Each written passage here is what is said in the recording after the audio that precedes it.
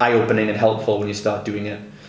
So definitely. the big thing for you then, I think, is getting this front-end offer locked in, and also first deciding, have you decided now what your tier system is going to look like, as in the large groups, the small groups, the semi-private? What are we doing here, so we know what do we have to actually accomplish this year? So I think there's too many options. It's too complicated, I think, for new people as well. So I'm going more sort of focused with the small groups. I'll still have 20 people in the room. As I said, I think I said to you about the member to client, client to coach ratio was too big, really. I didn't want it just to be like a large scale bootcamp thing. That's not what I'm about. That's okay. Not my values. So what's the largest group that you do right now? What is the lowest barrier offer you have right now? The lowest barrier is a group of up to 24 people. And we charge £8 a month for sort of £80. sessions. Yeah. Okay. And that's the one we want to fill with the funnel, right? And then upsell into smaller groups.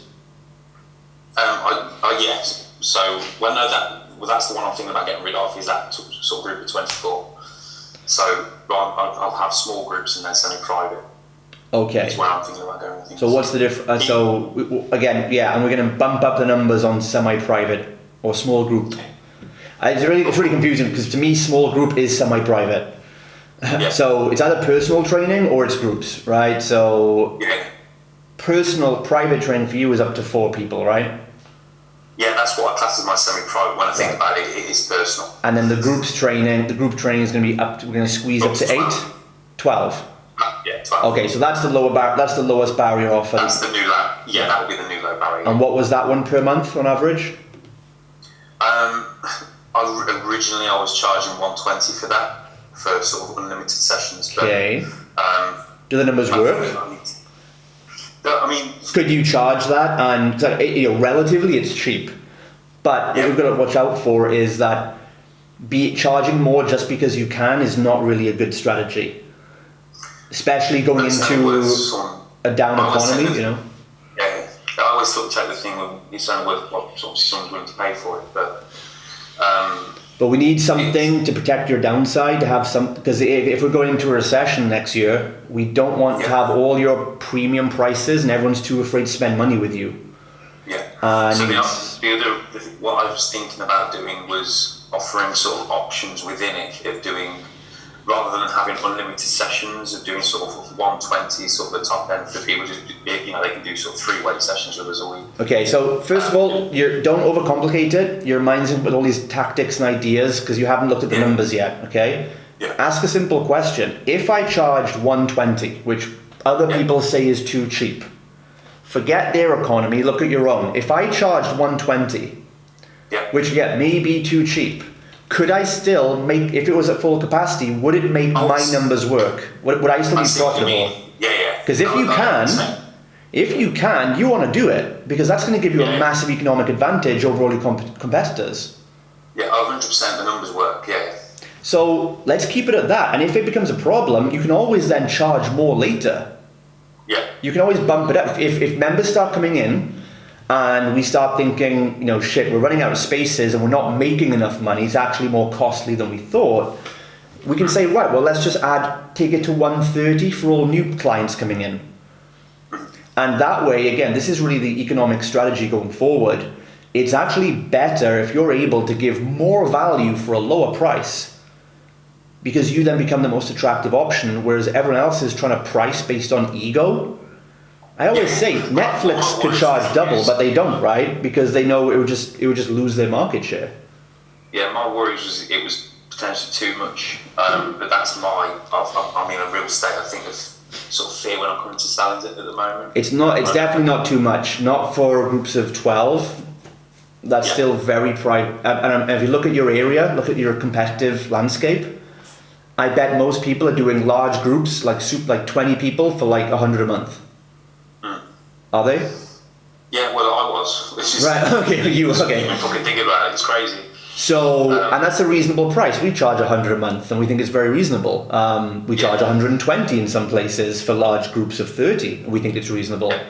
So if you can find a way, like if you came to one of my 8 towns where I am and you started charging 120 for half the size groups, I could lose clients to you.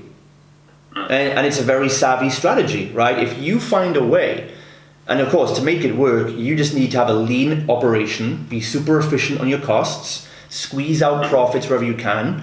That's the work that you're doing on the back end by running a tight ship. And by you doing that work, you're able to give the product to more people at a lower price. Ultimately, that's how you bring value to your market. Because you're working your butt off to keep the costs down, and that's why you're going to win. Yeah. So I think that's to go in at 120 is going to be very reasonable, very easy to sell, especially using our system, because we sell large groups for 120 all day long, and people tell us it's cheap on the phone. Yeah, so, I mean, I think back to like 2-3 years ago it was longer than that, about 4 years ago, when I sort of really started doing a lot of Facebook ads, and I was selling, £1,200 packages and taking the 1,200 quid. But when I stopped doing that at some point, I don't know why, it's really annoying, because there was nothing better in January, February, having 10, 12 people paying me that sort of amount all up front. I know a lot of people stop doing that because, like me, I've done the same thing. We start doing something that works, and then we get ahead of ourselves and think we haven't got to do it anymore.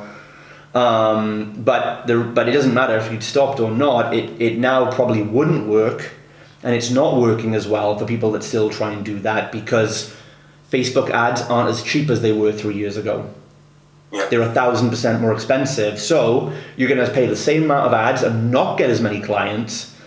And there's just far more efficient ways to do it, like running ads to strangers and trying to sell the most expensive thing in the world is a dumb strategy.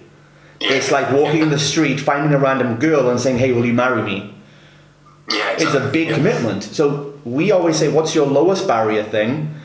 Use your marketing to fill that up, where you get easy yeses, and then just keep upselling from within. Yeah, you'll upsell easily if you do it right. Yeah, and I think that's the thing. I think I've got to stop making it complicated, get rid of all these different options. Yeah. Stop worrying about the value. You're worrying that you're not giving enough value, but you are. It's really, if you have proven results, people are getting results with you, right? Yeah, exactly. It's working. Your product works, right? You just need a bigger audience and for more people to see it now. Yeah. Right? I'm not saying don't focus on the product. You still focus on the customer service, obviously, but we've got to balance the front and the back end. There's 2 types of entrepreneurs: those who are like me and you, who are more integrators. We're more planning details.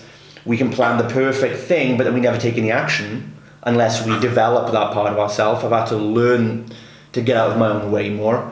And then the other type of entrepreneurs are the wildfire, crazy, energetic guys who take massive imperfect action, get all the sales, but they mess up the back end. And then they end up in the same spot over and over again, getting nowhere sprinting on a hamster wheel, right? We build the hamster wheel and never get on it. They sprint on the hamster wheel and keep falling off.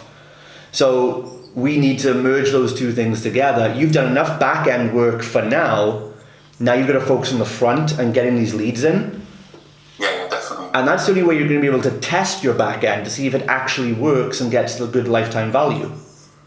So LTV, I'm sure, is there for you, right? Now it's looking at customer acquisition cost, getting the audience in and getting the customer acquisition cost as low as we can whilst maximizing the LTV on the back. So we can pay 30, 40 pounds to buy a customer. We can make 400, 500, 1,000 pounds from the customer in a year.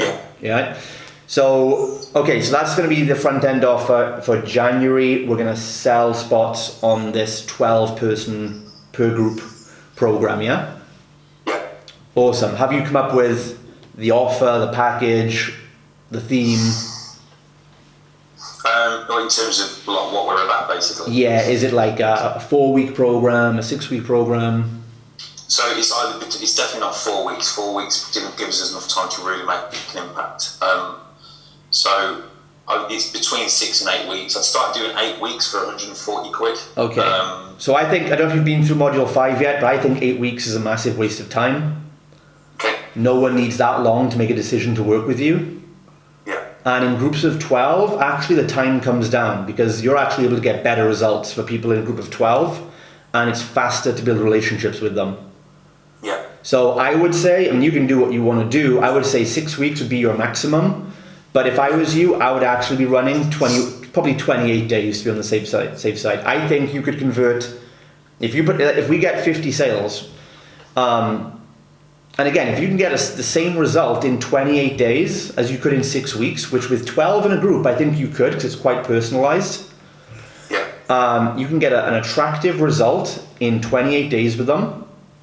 And I think in 28 days, if 50 people did that, for example, you could get 25 to convert long term, 50%. And I think if you did 6 weeks, it would be the same number. So I think it's more efficient. You can shave off a third of the time and get the same objective. So over a year, just if you made that one change and we get the same conversion rate on 4 weeks instead of 6, in a year you can run that program that many more times and get 30% more clients just by having a shorter turnaround cycle.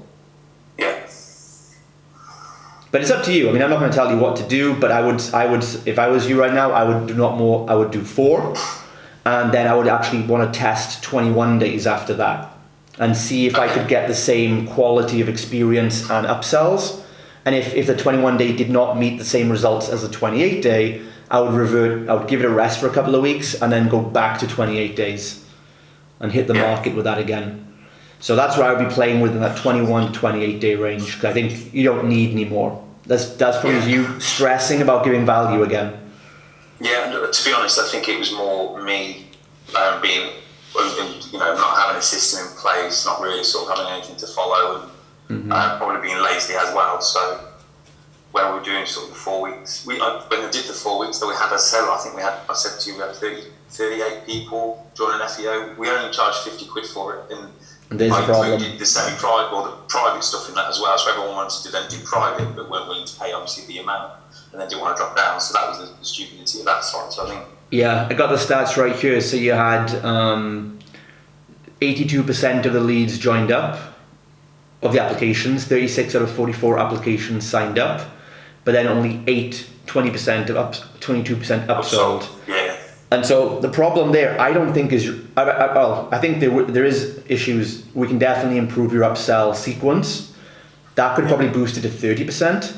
But I think the real issue there is the fact that too many people, it's funny, what stands out to me here as a problem is 82% of applications paying you. That's a red flag to me.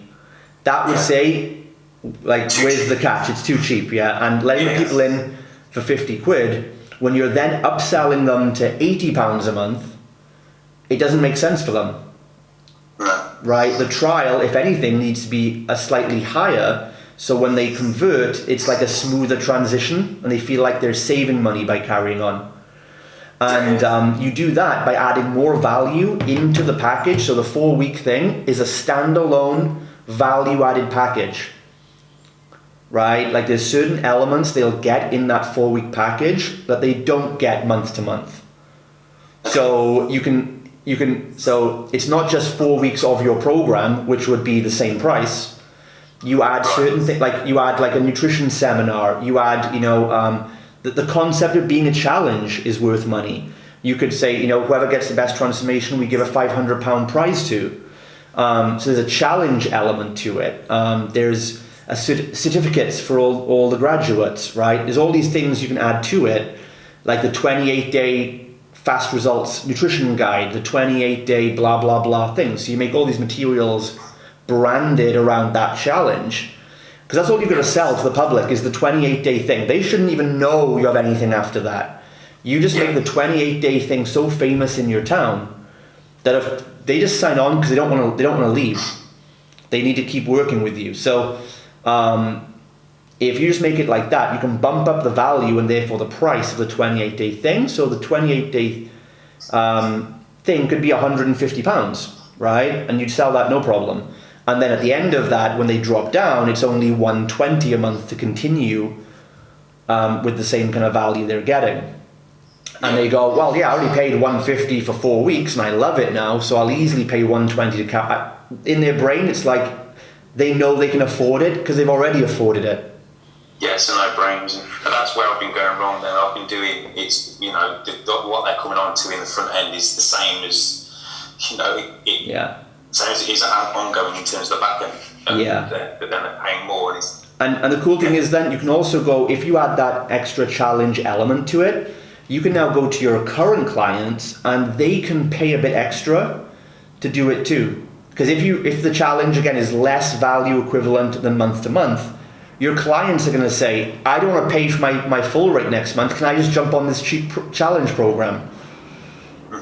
It doesn't make sense that way. So, but if you charge say 150 for this because of the accountability aspect and you give prizes away for the challenge element, then you could go to your clients who are paying 120 a month and say, hey guys, our next 4-week challenge is coming up. There's going to be a lot of new faces, which is going to be awesome. But we're giving away prizes if you guys want to boost. Like if you guys feel like an extra kick in the butt, we're going to be, you guys you get all the value as it is. But if you want to be entered into our prize challenge draw, it's just £15. Yeah. To be entered into the prize. So then their stats that month get tracked and added into the competition. And then if 10 of your members say, oh, I'll do it, and they pay, first you made an upsell, they've paid £15 more this month, but then the £150 just from those 10 people, you can buy a nice prize with that money for the winner of the challenge. Or give £150 cash away. Yeah. Right? There's so many things you can do like that. And so that challenge element, there's got to be a real challenge, a real buzz around it, and let your clients get in on it too. And they actually pay a bit extra for that extra kick in the ass. Yeah. So like you say, I've got to just package this SEO a bit more as a package. Yeah. Are you going through the module 5 and seeing how to do that and set the funnel up and everything? I'm sort of going, I did the program like 2 years ago, but obviously it's changed a lot since then. I'm just going through it step by step. Again, I'm still sort of just going through sort of module 1 and 2, I think. Awesome. So just on module 1, so and go through those step by step. And go through those definitely, but you can also go ahead to module 5 and start setting this up. Yeah. Do them both concurrently because you have to look at, the short term and the long term stuff. Yeah. It's not like, it's the same as if a client comes to you and says like, which do I do first? Exercise, diet, or my mindset? What do you say to them? Yeah. And people are like, but just which module do I do first? Do I look at my long-term vision, my company culture, or marketing? I was like, you have to do them all at the same time. If you want to be average, you do one thing really well. If you want to build a real business, you have to do them all. That's what sets you apart. You're like, I'm doing marketing stuff and I'm doing this module for the long term. And that's how you do it. Yeah, okay. So in terms of like lead gen then, I haven't got any ads on. I'm just trying to really focus on like organic. So I'm still making FEO sales. I made two sales onto the front end last week and 2 on this week. But right now, that's an evergreen one right now, yeah? Like they can start anytime. Yeah. So for January though, we'll do a live start for everyone, yeah? Yeah, and I'll start doing an advert for, when would you advise putting an advert up for that? Now, we're selling January spots now. Okay. And what we do is we give the rest of December for free. So we put an ad up like, hey, you want to train for free this month. And it's basically if you enroll on our 6-week challenge or whatever starting in January, you'll get the whole of the rest of this month for free as well. And so people are signing up for that already. You could do an early bird rate as well. You could say, look, before December 25th, if you buy before Christmas for the January challenge, it's going to be $99 instead of $150. Yeah. So at least you're making a cut, but at least you've got money coming in now and it's locked in for January. So you've got cash flow in December. That's the most important thing. When you close for Christmas, you've got money in the bank. And then I would probably from Christmas Day be putting the real, if you start the challenge you're probably going to start on either January the 6th or the 13th. That's the 2 Mondays. So depending on what you want to do, then I think Christmas Day, I would start trickling the ad. No one advertises Christmas Day. I don't get it because everyone's on their phones. Yeah, it's the best day of the year. It's my best day every year, Christmas Day. It's the first thing I make sure I do in the morning is get out on Christmas Day. You could do a Christmas Day sale, right? For Christmas Day only on the Facebook ad. Christmas Day sale. Everyone's got money to spend now, right? You know, you can go and spend your Christmas money on shit and nonsense, or you can invest it. And you could do a one-off, kind of like a Black Friday sale, but you could do it for Christmas Day sale. Do it to your clients if you want to as well, and say, you know, something like pay for 1 year or 6 months and get something free, or pay for 1 year up front, get the next year for free. Something like that, because what'll help you right now is just generating big lumps of cash. Yeah. That you now have a marketing budget for the next 3 months of 2020. Yeah. So I did think about doing a year thing for current clients, especially someone who's been with me for a long time. Okay, yeah, and then the proper advert, you know, for the actual advert as it is for this FEO, I would say get it out no later than New Year's Eve, and have it run New Year's Eve up until January the 5th, or the next week if you're going to start the next week. Yeah. And basically, then if it's working. And here's the mistake then. If it's actually working, if it's going up to, if you start January the 6th and on the 5th you're still making sales and it's working at a really good cost per lead, don't stop it, right? You just need to go to the land, and you'll see this in module 5, you just need to go to the landing page. Make sure you don't put any dates on the Facebook advert, because you don't have to edit that. Make that evergreen. The date is on the landing page, and it'll say, you know, 4 days left, 3 days left. So if it's working up to that point, then you just go to the landing page on January the 6th and just set the starting date one Monday later. And then if people still keep coming in, or you're still, you know, then if it's still popular and people are coming in, you can just say, look, this one's just started, but we're starting a new intake next Monday. Yeah. And they'll start their 4 weeks, just 1 week layered over. Okay, so you don't sort of have 4 week blocks, you do have sort of weekly. Well, you've got to go with the market, right? Ideally, I would love to do 4 weeks, have a rest, you know, upsell everyone. But if the marketing's working, you don't want to stop that. No. So it's like, don't turn it off. It's like, it's working. No, keep it coming in, keep collecting the cash. Yeah. And just get more organized on the back end. We did this when we launched our facility in 2014, and we were killing it. Well, I was 2014, so I was killing it because it was about 50 pence a lead back then. And yeah, we did a 6-week challenge. We sold 150 spots, and the leads were still coming in on the starting day. So I was like, I am not stopping this. And then we started the next one 2 weeks later, and then we did another one, rolled over 2 weeks later, and we did 3 rollovers like that. And it just keeps the money thing going. So you've got to learn to adapt to the market, have a plan, but then adapt to the market and what's happening. If the ecosystem is giving you all the leads, don't pause the advert. That's just shooting yourself in the foot. Learn to be a better business operator and deal with it.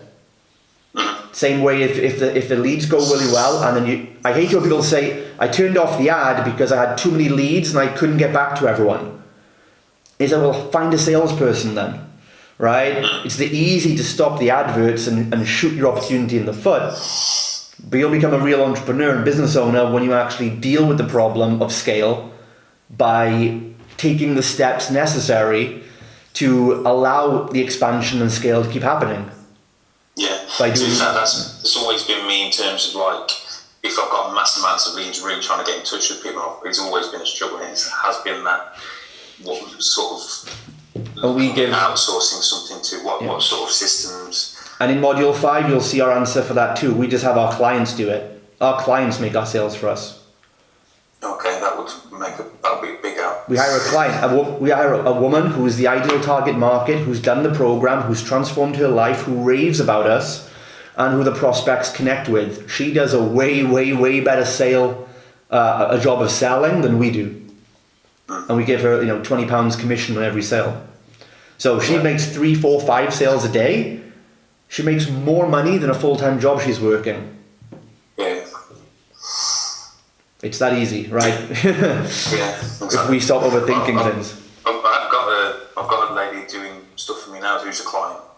So I did have her doing some sales stuff. She's just doing loads of charity stuff for me at the moment. And did she stop doing the sales? Did she stop doing the sales? Did she stop doing the sales because you stopped providing the leads? Yeah, as well. I outsourced her to start. She's really good at speaking to businesses as well. This is what she does for a job. Yeah. She trains people in negotiating and everything else. So I want her to start sort of looking at building relationships with local businesses because I need to think bigger now. She's good at getting selling contracts and deals with them, like a JV manager. Yeah, she looks for the. So that's a full-time. People to sort of go through this, and I need to start really using. That is a full-time role right there. Yeah, if she can do half her day with sales calls from inbound leads, and then the second half of the day going outbound and connecting and getting endorsed traffic and deal flow. If you can lay up, and we've got the systems here for you, just give her these systems to use. And you could pay her a full-time salary and she'd make the money back. Oh yeah, I'd love to be in a position to be able to do that because obviously she works full-time as she trains people to do what she used to do basically now.